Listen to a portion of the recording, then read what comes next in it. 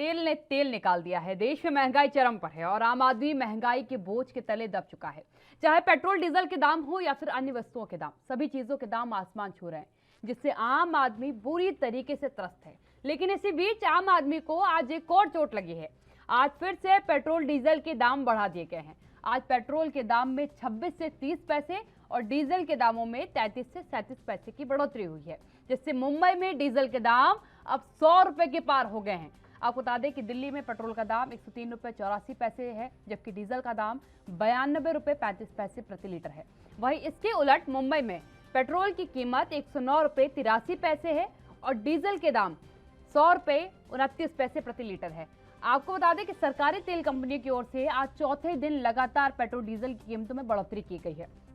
अगर 4 महानगरों की बात करें तो दिल्ली में पेट्रोल का दाम 103 रुपए 84 पैसे, जबकि डीजल का दाम 92 रुपए 35 पैसे प्रति लीटर है। मुंबई में पेट्रोल की कीमत 109 रुपए 83 पैसे और डीजल की कीमत 100 रुपए 29 पैसे है। कोलकाता में पेट्रोल की कीमत 104 रुपए 23 पैसे है, जबकि डीजल की कीमत 95 रुपए 98 पैसे है। वहीं चेन्नई की अगर आप बात करेंगे तो चेन्नई में पेट्रोल की कीमत 101 रुपए 27 पैसे और डीजल की कीमत 96 रुपए 93 पैसे है। वहीं राजस्थान, मध्य प्रदेश, महाराष्ट्र, आंध्र प्रदेश, तेलंगाना, कर्नाटक, ओडिशा, जम्मू कश्मीर और लद्दाख में पेट्रोल का भाव इस समय 100 रुपए के पार हो चुका है। मुंबई में पेट्रोल की कीमत सबसे अधिक है। दरअसल आम आदमी पेट्रोल को जीएसटी के दायरे में लाने की मांग कर रहा है, लेकिन केंद्र और राज्य की सरकारों की मिली भगत के चलते आम आदमी इसमें पिसता नजर आ रहा है।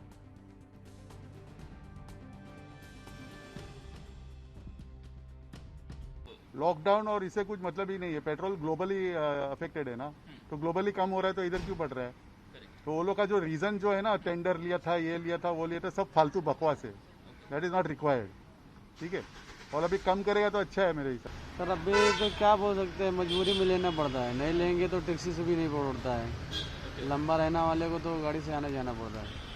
सरकार से क्या मांग रहेगी? सरकार से यही मांग रही है कि पेट्रोल थोड़ा सस्ता करे। पहले 70-75 में था, अभी 108-10 रुपये में कर दिए। कमाई उतना है नहीं, बस महीने में उतने वो बचता है, खा पी के बरोबर हो जाता है। जेब पे असर तो काफ़ी पड़ रहा है, लेकिन स्टेट गवर्नमेंट को सोचना चाहिए, जो कि गहलोत गवर्नमेंट है, इसको सोचना चाहिए कि स्टेट टैक्स काफ़ी ज़्यादा है सेंटर के टैक्स के मुकाबले। तो गहलोत सरकार को सोचना चाहिए इसके लिए। 110 रुपये लीटर पेट्रोल है, घर खर्चे के लिए, रसोई के लिए कितना क्या?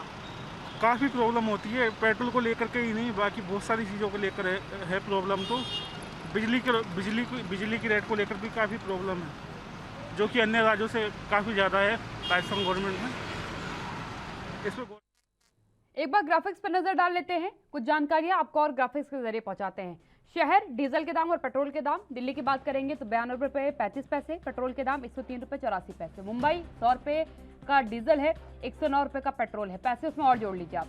कोलकाता 95 रुपए का डीजल है, 104 रुपए का पेट्रोल है। चेन्नई की बात करेंगे तो 96 रुपए का डीजल है, 101 रुपए का पेट्रोल है। यानी कि शतक हर जगह मार चुका है पेट्रोल। अब सरकार कुछ भी कहे, दावे करती रहे कि अब की बार महंगाई पर मार, और चाहे जिसकी भी सरकार, लेकिन सरकार अब महंगाई के मुद्दे पर घिरती नजर आएगी, चाहे किसी भी मुद्दे पर चर्चा करे, क्योंकि ये एक ऐसी चीज है पेट्रोल डीजल जो हर आम नागरिक की जेब पर बिल्कुल सीधा असर करती है। एक आदमी जो जितने भी घर में कमाऊ सदस्य होंगे वो अपने व्हीकल का इस्तेमाल करते हैं, उसमें पेट्रोल या डीजल जो भी गाड़ी होगी उनके पास उसको जरूर डलवाते हैं। डीजल से ट्रैक्टर चलते हैं, ट्रक चलते हैं, यानी कि सामान को ढोने के लिए जिसका इस्तेमाल किया जाता है उसमें भी बड़ी तादाद में ही डीजल डलता है। सीधा असर प्रोडक्ट पर पड़ता है और जो कंज्यूमर होता है उसे उसकी कीमत चुकानी पड़ती है।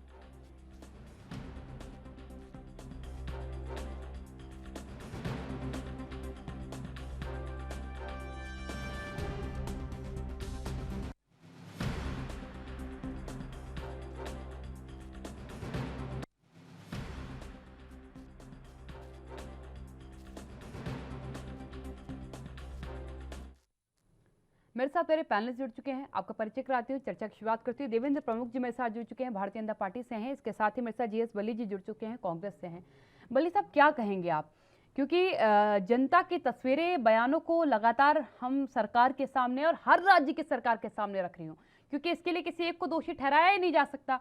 जनता अब ये कह रही है कि जनाब कुछ मत करिए, कम से कम इतना दोहन हमारा मत कर दीजिए कि हम रोटी तक ना खा पाए।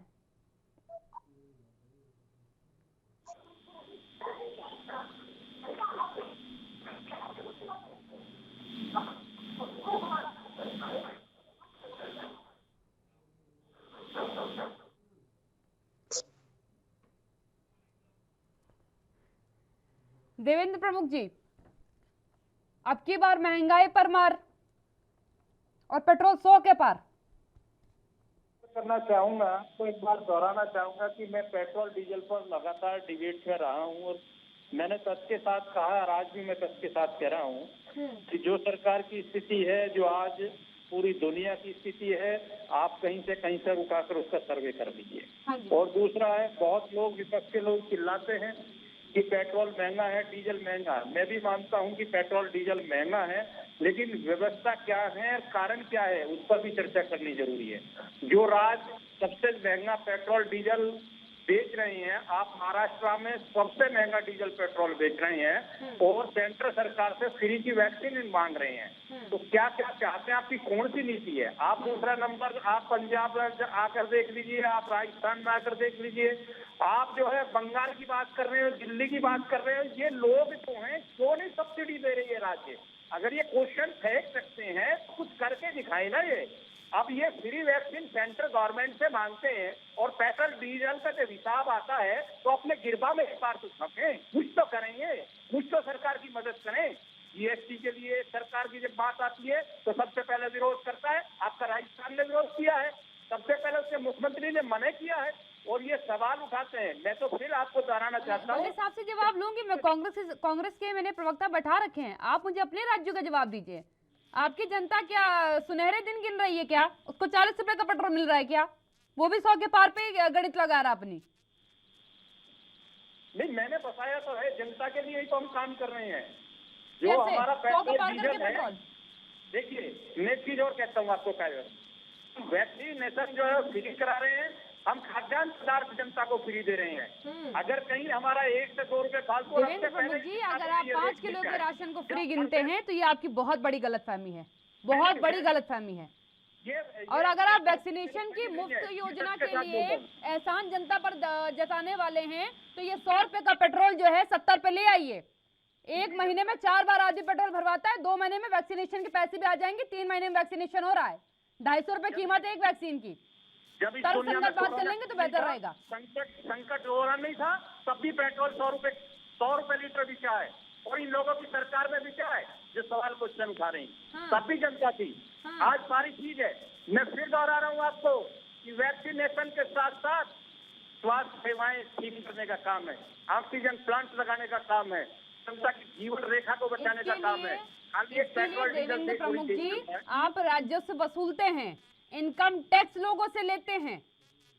अगर आप ये चाहते हैं कि हम सुविधाएं देने के नाम पर जेब घसीट लेंगे लोगों की, उनका जेब खाली कर देंगे, बजट को घर के शून्य बना देंगे, तो ये वाजिब बात नहीं। सरकार राहत देने के लिए होती है, आफत देने के लिए नहीं होती है। ये सवाल थोपने से कुछ नहीं, मेरा जवाब सुनना भी चाहिए आप लोगों को। मैं जवाब सुनकर ही आपको सवाल वापस सौंपा है। मैं सत्य के साथ बोलता हूँ, सत्य के साथ बोल रहा हूँ, सत्य के साथ बोल रहा हूँ मैं कि खाली पेट्रोल डीजल पर ये देश नहीं चल रहा। पूरी दुनिया की हालत देखिए क्या है। ये पेट्रोल डीजल से नहीं चल रहा, इसमें कई जिम्मेदारियां नहीं निभा रहे हैं हम। नहीं का मतलब समझ रहे हैं आप? दैहिक नहीं दैनिक आपदा झेल रही है। अरे कोरोना काल संकट में पूरी दुनिया ही है, अर्थव्यवस्था की बात करते हैं तो जो अलग से जिम्मेदारियां आप निभा रहे हैं उसके लिए इस देश की जनता ने अपने जेब से आपको पीएम केयर फंड में पैसा डाल के दिया है।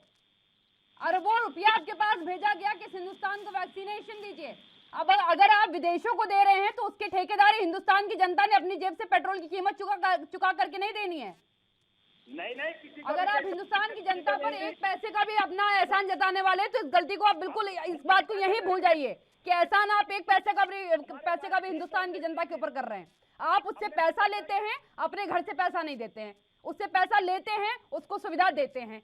लेकिन अगर आप पेट्रोल डीजल के दामों में उसको राहत नहीं देंगे, उसका पूरा दैनिक बजट बिगाड़ेंगे तो सवाल तो पूछा जाएगा। सेम मैं बल्ली साहब के पास जा रही हूँ, आती हूँ प्रमुख जी आपके पास। बल्ली साहब से भी जवाब ले लूं। अभी आप मुंबई के दामों की बात कर रहे थे, बल्ली साहब की महाविकास अघाड़ी सरकार है, मुंबई की और राजस्थान की, उनसे ही पूछ लेती हूँ। बल्ली साहब, आप भी सरकार में रहे हैं, ये हालात जनता के, आपकी भी जनता है महाराष्ट्र की, आपकी तो राज्य सरकार है, वहां पर महाविकास अघाड़ी सरकार है, यानी राज करने के लिए जनता को लूट लिया जाएगा। अब सरकारें इस अवस्था पर आ चुकी है। पहली बात तो जी मैं आपको बता दूं, मैं पंजाब से हूँ और दूसरी बात ये बता दूं आपको कि ये जो भाई साहब बोल रहे हैं बिल्कुल सरासर झूठ बोल रहे हैं। मैं आपसे ये बताऊं, जो ये कहना चाह रहे हैं, क्या आपने जनता को 7 साल में आपने क्या दे दिया है? आप क्या हमें ये गिनवाएंगे? पेट्रोल डीजल की बात जो आप बता रहे हैं मैम, वो बिल्कुल सही बता रहे हैं आप, कि जो पेट्रोल डीजल की बात है वो पेट्रोल डीजल से ही हमारा हिंदुस्तान चलता है। आप ये देखिए, छोटे से लेके बड़ा तक इंसान, चाहे ट्रक है, चाहे टैक्सी है, चाहे ऑटो है, आप ये देखिए चाहे स्कूटर है, हर चीज की जो महंगाई बढ़ती है वो पेट्रोल और डीजल से बढ़ती है। और ये 50 रुपए से, जब कांग्रेस की सरकार थी, 50 से 60 रुपए डीजल था, तो ये कहाँ ले रहे हैं 100 रुपए में? आप ये बताइए। और मैं आपको ये भी बताना चाहता हूँ कि ये जो डीजल श्रीलंका से देखिए आप सस्ता दे रहे हैं, ये पाकिस्तान की बात करते हैं। पाकिस्तान में क्या हालात है जाके देखिए आप डीजल के और पेट्रोल के, आपसे कितना सस्ता है वहाँ। आपने हिंदुस्तान को छीनने के सिवा, हिंदुस्तान से महंगाई बढ़ाने के सिवा आपने किया क्या है पे हिंदुस्तान के अंदर? आप ये बताइए। सिर्फ लोगों से छीना है। अगर ये प्रवक्ता बीजेपी के नेता ये बैठे हैं, अगर 7 साल में 7 काम भी अगर ये गिनवा देंगे, मैं आपके टीवी चैनल से उड़ जाऊंगा। अब ये कहते हैं मेरे को इन कामों की गिनती नहीं चाहिए, मेरे को आम नागरिक के बजट की बात करनी है। आप मेरे को अपने महाराष्ट्र की बात बताइए, आप मुझे पंजाब की बात बताइए, आप मुझे राजस्थान का जवाब दीजिए। वहाँ क्या जनता 40 रुपए का पेट्रोल डीजल खरीद रही है क्या? आप भी तो कौन सी राहत देने को तैयार हैं? आप भी वसूलने में लगे हुए हैं। मैं आपसे कहता हूँ कि बिल्कुल सही बात है। आपने ये भी सोचा कि हमारी स्टेटस में जीएसटी, हमारे पंजाब का जीएसटी जो है आज तक इन्होंने दिया 8,500 करोड़ रुपया इन्होंने हमारा जीएसटी पंजाब का नहीं दिया। आप ये देख लीजिए, ये सरकार है सेंटर की। 31,000 करोड़ रुपए अकाली दल भाजपा जब हमारी कांग्रेस की सरकार आई थी वो वापस दी थी। 39,000 करोड़ रुपए हमारा पेंडिंग पड़ा हुआ है इनके पास। हमारी अब ये बताइए, हम वेबसाइट कहाँ से लेंगे, हम रेवेन्यू कहाँ से लेंगे? अगर हम 40 रुपए घटा देंगे, अगर 35 रुपए जो हमारा रेट है, हम ट्रेन चलाएंगे कैसे? लोगों को तनख्वाह कैसे देंगे? आप हमें ये बताइए। ये तो कुछ भी आज 5 साल से, पौने 5 साल की हमारी सरकार पंजाब की होगी है, एक भी पैकेज दिया इन्होंने? इनको पूछिए आप। यानी कि वली साहब, अगर मैं आपके वक्तव्य को लूं तो आप लोगों की सियासत के बीच में इन राज्यों की जनता पिस रही है, ये सच हुआ ना? नहीं, ये सियासत है कि वो आपको से कम टैक्स वसूलना चाहिए, ये बिल्कुल वाजिब बात है। ये उसका लोकतांत्रिक अधिकार भी है कि उस कोविड काल में जब आधे लोग बेरोजगार हुए तो सरकार राहत देती है। लेकिन इस पूरे कोविड फेज को अगर आप देखें, जनता को आफत पे आफत मिली है। शतक पार पूरे देश में इस समय पेट्रोल मिल रहा है, डीजल के दाम भी 100 के आसपास पे ही रेंग रहा है। और कौन सी ऐसी चीज है जिसमें डीजल नहीं डलता? कौन से सामान के से दाम नहीं बढ़े? सबका टैक्स सरकार वसूलती है। हर प्रोडक्ट पर एक चम्मच भी अगर खरीदी जाती है तो इंक्लूडेड टैक्स उसमें लिखा रहता है, उसका पैसा भी सरकार के पास जाता है। बड़ा सा बड़ा सामान ले लीजिए, चाहे छोटी छोटी एक आप साबुन की टिकिया ले लीजिए, उसमें भी इंक्लूडेड टैक्स लिखा रहता है। इतने पैसा आप लेते हैं, इनकम टैक्स आप लेते हैं। आम जनता आपको डोनेट भी करके दे रही है। जिस वैक्सीन की अभी मुझसे देवेंद्र प्रमुख जी बात कर रहे थे, जनता आपका पूरा समर्थन कर रही है। लेकिन जनता के हाथ में क्या है? 100 रुपए का बिल पर पेट्रोल पंप पे। आज एक आदमी आपसे कह रहा है कि 500 रुपए का नोट जनाब, 700 रुपए दिहाड़ी इस देश में इतने कम लोगों की है, 500 रुपए का पेट्रोल भरा रहा हो मैडम, तो 5 लीटर पेट्रोल नहीं भर रहा हमारी गाड़ी में। क्या करेंगे? क्या करें? कैसे चले? मेरे साथ मेरे दोनों पैनलिस्ट बने हुए हैं। पहले बल्ली साहब जी के पास जाऊंगे, उसके बाद देवेंद्र प्रमुख जी के पास जाऊंगी। बल्ली साहब जवाब दीजिएगा, राहत मांग रही जनता, चाहे आप दीजिए चाहे सरकार दीजिए, केंद्र सरकार दे चाहे राज्य सरकार दे। बिल्कुल आपकी बात बिल्कुल सही है। आप जो कह रहे हैं इसमें कोई दो राय नहीं है। जनता तो ये कहेगी चाहे राज्य सरकार हो चाहे सेंट्रल सरकार हो, मगर कहीं ना कहीं जाके ये लगता है कि सेंट्रल सरकार का जो फर्ज है वो सेंट्रल सरकार ने हमारे पंजाब के साथ, हमारे महाराष्ट्र के साथ, चाहे राजस्थान हो चाहे छत्तीसगढ़ हो, इन्होंने बिल्कुल जो है अपना जो व्यवहार है, बिल्कुल हमारे पंजाबी में कहते हैं मतरेया व्यवहार, यानी जो है इन्होंने गलत व्यवहार हमारी स्टेटों के साथ किया। जो भी मनमोहन सिंह साहब की सरकार थी तो इन्होंने कभी गुजरात के साथ ऐसा नहीं किया था। हमेशा जो है इनको पैकेज भी देते रहे, इनको पैसा भी टाइम से देते रहे। हमारे आज पंजाब में आपके साथ, हमारे साथ हिमाचल है। आप ये देखिए, हिमाचल को 40,000 करोड़ रुपए का प्रधानमंत्री जी ने पैकेज दिया उनको। आप देखिए यूपी को पैकेज दिया इन्होंने, उत्तराखंड को पैकेज दिया। क्यों हमारे साथ ऐसा वितकरा? क्यों हमारे साथ ऐसी बात? देवेंद्र प्रमुख जी से मेरे साथ जुड़े हुए देवेंद्र प्रमुख जी, कांग्रेस का कहना है कि वो जनता को राहत देना चाहती है। आप नहीं देना चाहते लेकिन वो देना चाहती है, लेकिन वो देगी कैसे जब आप उसको बजट ही नहीं देंगे? आप पे तो पक्षपात का आरोप लगा दिया, सौतेला व्यवहार करने का भी आरोप लग गया।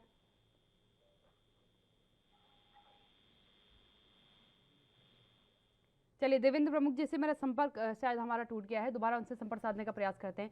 बली साहब, देखिए, एक आम जनता की आवाज़, पुकार और कराहट को बार बार सुन पा रही हूँ मैं। आप देख रहे हैं कि किस तरीके से एक समय हुआ करता था जब महिलाएं अपने घर का बजट बनाया करती थी। इस समय केवल किसी तरीके से खर्चा निकल जाए, महीने में उधारी ना लेनी पड़े किसी से, उस अवस्था पे देश की जनता आ चुकी है इस कोविड पीरियड के बाद। और अगर उस बीच में सरकार राहत नहीं देती है, क्योंकि देखिए, राहत देने का प्रयास केंद्र सरकार ने किया था, जीएसटी काउंसिल की बैठक बैठाई गई, सभी राज्यों को बुलाया गया और कहा गया कि आप कहिए कि इसमें सहमति जताइए कि हम पेट्रोल डीजल को जो है जीएसटी के दायरे में ले आते हैं। उसमें सहमति क्यों नहीं जताई गई? सर्वदल तो उसमें भी सहमत नहीं थे। एक के सर पर ठीकरा फोड़ देना कितना वाजिब होगा? हम केंद्र सरकार पर चिल्ला सकते हैं, भाजपा सरकार पर चिल्ला सकते हैं, लेकिन बाकी राज्य की सरकारें भी तो जिम्मेदार है जिन्होंने सहमति नहीं जताई जीएसटी के दायरे में लाने के लिए। आप जो बिल्कुल कह रहे हैं, बिल्कुल प्रैक्टिकली बात है कि बाकी सरकारों ने सहमति नहीं है। किनकी सरकारें हैं वो, आप मुझे बताइए। ये अपनी सरकारों को तो कहते ही है, हमारी तो 4 राज्यों में सरकार है, हम सहमति क्यों नहीं जताएंगे जी इसमें? इनकी टोटली सरकारें इनकी है, इनके अनुसार ही काम होगा, जैसे ये कहेंगे, जैसा ये चाहते हैं वैसा ये करवा लेते हैं सरकारों से। हमें भी वो करना पड़ता है क्योंकि हमारी साथ की सरकार। आप ये देखिए, सबसे बड़ी बात, हमारे हरियाणा में जो है वो पेट्रोल सस्ता है, हमारे पंजाब में महंगा, क्योंकि हरियाणा को पैकेज दे रहे हैं, ये सेंटर पैकेज आ रहा है वहां से, सब चीज आ रही है सेंटर से। मगर हमारे पंजाब जो 2 किलोमीटर पे हमारा पंजाब शुरू हो जाता है, चंडीगढ़ के साथ पंचकूला वहां से शुरू है, मगर हमें पैकेज नहीं मिलता। डे बाई डे आप ये देखिए, जो मूल सुविधाओं की चीजें हैं, जैसे गैस सिलेंडर है, आप ये देखिए अभी फिर 15 रुपए बढ़ा दिया। अरे भाई, महिलाएं घर में क्या करेंगी? जो इंसान है वो घर में क्या करेंगे? बच्चे क्या करेंगे? रसोई का बजट खत्म कर दिया इन्होंने। मैंने तो फिर बार बार ये कहा है, अब तो वो चले गए हैं, माननीय जो बीजेपी के लोग बैठे थे। आप ये, मैंने तो 7 बातें इनसे पूछी है 7 साल के अंदर, कुछ सारा देश इन्होंने बेच दिया आपके सामने। आपके सामने कौन सी चीज इन्होंने, अगर कुछ कमाया हुआ था कांग्रेस ने तभी तो इन्होंने बेचा है। अब इन्होंने क्या किया है, अब आने वाली सरकारें क्या करेंगी, हमारी समझ से ही बिल्कुल बाहर है। आपके सामने सारा हिंदुस्तान त्राही त्राही कर रहा है। आप ये देखिए, एक छोटे इंसान से लेके, एक छोटे दिहाड़ीदार से लेके एक बड़े अमीर तक क्या हो रहा है। बार बार दिया जाता है क्योंकि आप भी केंद्र की सत्ता में रहे हैं, मैं इसलिए आपसे सवाल पूछ रही हूँ। केंद्र की सत्ता में एक लंबा सफर आपके दल ने तय किया है, इससे सवाल आपसे है, क्योंकि बार बार एक हवाला दिया जाता है कि अंतर्राष्ट्रीय बाजार में प्रति बैरल के दाम बहुत ज्यादा है।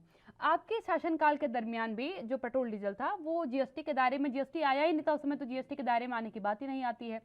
उस समय भी जब 110 के आसपास प्रति बैरल हुआ करता था तो 70-72 रुपए तकरीबन जो है आम जनता को पेट्रोल डीजल मिल जाता था। ये कीमत उस दरमियान बहुत चली है। हाँ, बीच में आपकी सरकार पर भी सवाल उठे थे जब आप 85 के पार लेके गए थे और 3 दिन के अंदर आपकी सरकार को फैसला वापस लेकर के दामों को गिराना पड़ा था। ये अंतर्राष्ट्रीय बाजार का कौन सा ऐसा खेल है कि सरकार तब से लेकर के आज तक दामों में गिरावट नहीं कर पाई है? 60 रुपए प्रति बैरल से लेकर के आज जो है 85 रुपए प्रति बैरल के आसपास आ रखा है, तब भी सरकार गिरावट नहीं कर पा रही है। और आप 110 प्रति बैरल के अनुसार भी हम लोगों को 75 तक पेट्रोल दे पा रहे थे। कौन सा ऐसा आपने जो है मैथ का समीकरण लगाया जो ये नहीं लगा पा रहे हैं, या ऐसी कौन सी थीसिस फिजिक्स की आपने लगा ली थी जो ये नहीं लगा पा रहे हैं? सबसे बड़ी बात यह है कि नीयत की बात होनी चाहिए कि क्या आपकी जनता के प्रति क्या नीयत है। आप अपनी ये नीयत से आप अपने सही ढंग से अगर काम करें तो वो बहुत बड़ी। क्या मनमोहन सिंह साहब की सरकार में जब कांग्रेस की सरकार थी सब्सिडी दिया करते थे? आई एम नॉट श्योर कि कितनी दिया करते थे। मुझे याद है कि उस जमाने में कि मनमोहन सिंह साहब जी के जब प्रधानमंत्री थे तब वो सब्सिडी दिया करते थे। इसके बाद जब पेट्रोल महंगा होता था तब वो सब्सिडी दी जाती थी। आज श्री प्रधानमंत्री नरेंद्र मोदी जी क्यों नहीं दे रहे? क्योंकि नीयत में फर्क है। लोगों को राहत नहीं देनी है, लोगों का झगड़ा करवाना है। अलग बात है कि सब्सिडी अब 1 रुपए 2 रुपए पर आकर के रुक चुकी है। सब्सिडी एलपीजी गैस पर भी मिल रही है 1 रुपए 2 रुपए। नहीं, आप मूल सुविधा आज रोज तो आपके सामने बढ़ रहा है जी। पेट्रोल 38 पैसे बढ़ गया, 50 पैसे कभी बढ़ गया, कभी 1 रुपया बढ़ गया। आप ये देखिए, इसके ऊपर ही है सिलेंडर है आपके सामने वो बढ़ गया। ये सारी चीजें सरकार संभल नहीं पा रही है, इनकी नीति सही नहीं है, इनका सिस्टम सही नहीं है। आपके सामने है जो कुछ भी हो रहा है। मैं तो ये कह सकता हूँ जी कि मोदी जी आपको तो पैसे नहीं चाहिए, मगर हो क्या रहा है हिंदुस्तान के अंदर? आप लोगों को राहत क्या दे रहे हैं? आप ये बताइए। आप तो बड़े बड़े वादे करके आए थे ना। आप ये कहते थे रुपया नहीं गिर पाएगा, जिस कंट्री का रुपया गिर जाता है वो कंट्री गिर जाती है। आज रुपया कहाँ है? मोदी जी जब आप मुख्यमंत्री थे बड़े बड़े भाषण दिया करते थे आप कि नहीं जी रुपया गिरेगा तो हमारा हिंदुस्तान गिर जाएगा। आज रुपया कहाँ चला गया है? यूएस डॉलर कहाँ चला गया है? ये सब राजनीतिक बातें की हैं इन्होंने। आगे 7 साल में इन्होंने कुछ किया है तो आप ये आज हिंदुस्तान में किसान देखिए कहाँ बैठा है, किसान कैसे मर रहा है, किसान की क्या हालत हो रही है। अब ये कहते हैं लोग राजनीति कर रहे हैं। अगर किसान सड़कों पे मरेगा, अगर किसानों के लिए राजनीतिक लोग जाएंगे तो ये कहते हैं जी आप राजनीति कर रहे हैं। आप ऐसा काम ही क्यों करते हैं? जब आपका हिंदुस्तान ही आपसे एक राय चाहूंगी मैं सरकार के लिए। सरकार के प्रतिनिधि अगर मेरे साथ तब तक जुड़ पाए तब तक तो ठीक है, नहीं तो आखिरी तक मैं उन तक राय जरूर पहुंचाऊंगी आपकी। कैसे राहत दी जाए जनता को? जीएसटी के दायरे में लाने के लिए कोई तैयार नहीं, सरकार दामों में गिरावट करने को तैयार नहीं। आम आदमी को राहत कैसे मिलेगी? क्योंकि देखिए आम आदमी की आय में तो बढ़ोतरी नहीं हुई, ये बात बिल्कुल प्रैक्टिकल है और आप इस बात से सहमत भी होंगे। चाहे वो आपके राज्यों की सरकार की स्थिति में बात कर लूँ, चाहे पूरे देश की स्थिति इस समय यही है। कोविड काल में आधी ज्यादा कंपनियां क्योंकि बंद हो गई, पैसे खत्म हो गए लोगों के पास, कंपनियां बंद हो गई, नौकरियां चली गई, तो आय बढ़ने का तो कोई अर्थ नहीं बनता। यहाँ पर आय बढ़ी नहीं है, खर्चा बढ़ चुका है, जनता रो रही है। कैसे राहत दी जाए? कोई तरीका तो सुझाया जा सकता है, विपक्ष होने के नाते रायशुमारी तो की ही जा सकती है। देखिए आपने सारी बातें पहले से ही क्लियर कर दी हैं। मुझे कहने कि लोगों के पास नौकरी रही नहीं, इंडस्ट्री रही नहीं, महंगाई बढ़ गई है, बैंक साथ नहीं दे रहे हैं आपके सामने। जब कमाई नहीं रही है आप ये बताइए लोग क्या करेंगे फिर उसके बाद? ये तो गवर्नमेंट को सोचना पड़ेगा ना इसके बारे में। हम क्या सुझाव देंगे? जो सरकार में बैठे हैं, जो सरकार चला रहे हैं आपके सामने, जो देश चलाने की कोशिश कर रहे हैं, देश चल नहीं रहा। क्या किया इन्होंने आरबीआई का? आपके सामने है। क्या किया इन्होंने? आरबीआई गवर्नर साहब ने क्या कहा था उनको पद छोड़ना पड़ा। क्या किया इन्होंने? आपके सामने। जब देश ही इन्होंने बेच दिया सारा, जब सिस्टम, इनको सिर्फ अपनी सुविधा चाहिए। अच्छे दिन तो बीजेपी के आए हैं, लोगों के अच्छे दिन नहीं आए हैं। हम बार बार ये कह रहे हैं, बार आगे पहले हम कहते थे, लोग कहते थे ये विपक्ष के लोग हैं ऐसे ही बोलते हैं। आज क्या है आपके सामने? अच्छे दिन बीजेपी के हैं आपके सामने। साहब की आम जनता के अच्छे दिन आने वाले नहीं है, अभी लंबे समय तक नहीं आएंगे क्या? नहीं आएंगे, ऐसा नहीं लगता कि अच्छे दिन अब दोबारा आएंगे या कोई ऐसे। हमें ऐसा लगता है कि वही दिन हमें वापस दे दीजिए जो कांग्रेस छोड़ के देती 56 साल में, वही दे दीजिए हमें दिन। वो हमारे दिन हमें वही दे दीजिए। अच्छे दिन आप अपने साथ रह जाइए। मैं कहूँगा भारतीय जनता पार्टी, नरेंद्र मोदी जी, अच्छे दिन आप अपने 50 साल तक आपकी सरकार की बात ना होने का दावा करी भारतीय जनता पार्टी, कह रही अब एक बार अगर हम सियासत में चुन के आए हैं तो 50 साल तक तो कांग्रेस वापस नहीं आएगी। आपने शायद ये बयान सुना होगा। जी मैंने इनका बयान सुना है, 50 साल तक कांग्रेस नहीं आएगी। मगर आपने 7 साल में किया क्या है? आप ये जब तक ईवीएम रहेगी शायद कोई भी गवर्नमेंट नहीं आ पाएगी, मुझे ऐसा लगता है। जब तक ईवीएम रहेगी, जब तक ईवीएम रहेगी शायद कोई भी गवर्नमेंट नहीं आ पाएगी। जब ईवीएम हट जाएगी आपके सामने गवर्नमेंट आ जाएगी।